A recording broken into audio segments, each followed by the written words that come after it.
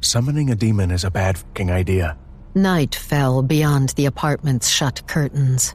Especially considering that's what started this mess in the first place. They stood in her great room, lights dimmed and candles flickering around them. Syrinx bundled in blankets and locked in his crate in Bryce's bedroom, surrounded by a protective circle of white salt.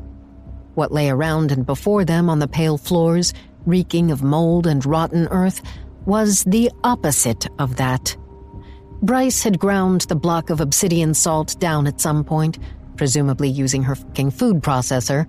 For something she'd dropped 10 grand on, Bryce didn't treat it with any particular reverence. She'd chucked it into a kitchen cabinet as if it were a bag of chips. He hadn't realized she'd only been biding her time until she needed it.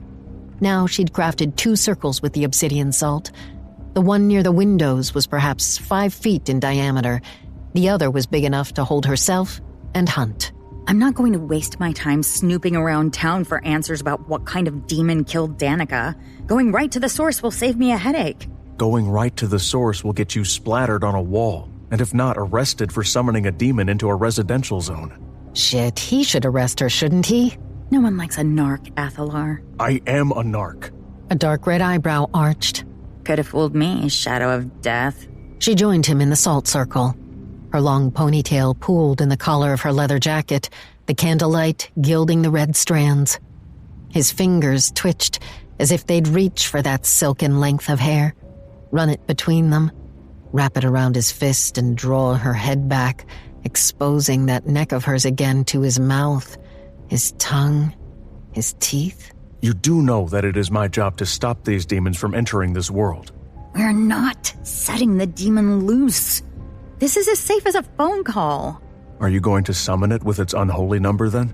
Many demons had numbers associated with them, like some sort of ancient email address. No, I don't need it. I know how to find this demon.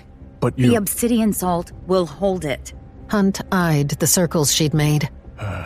Fine.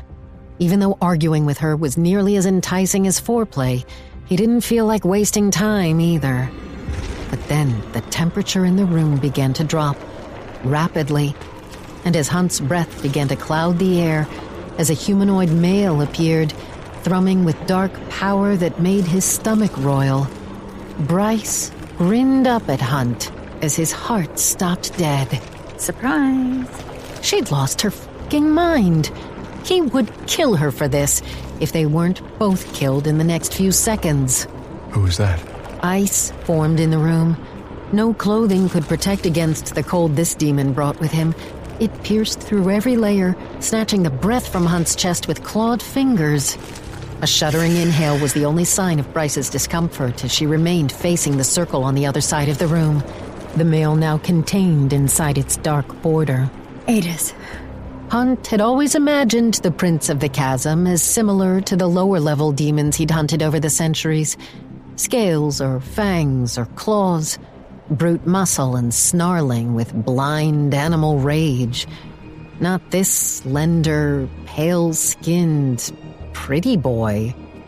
Adis's blonde hair fell to his shoulders in soft waves, loose yet well cut around his fine-boned face. Undoubtedly to show off the eyes like blue opals, framed by thick golden lashes. Those lashes bobbed once in a cursory blink. Then his full sensuous mouth parted in a smile to reveal a row of 2 white teeth. Bryce Quinlan.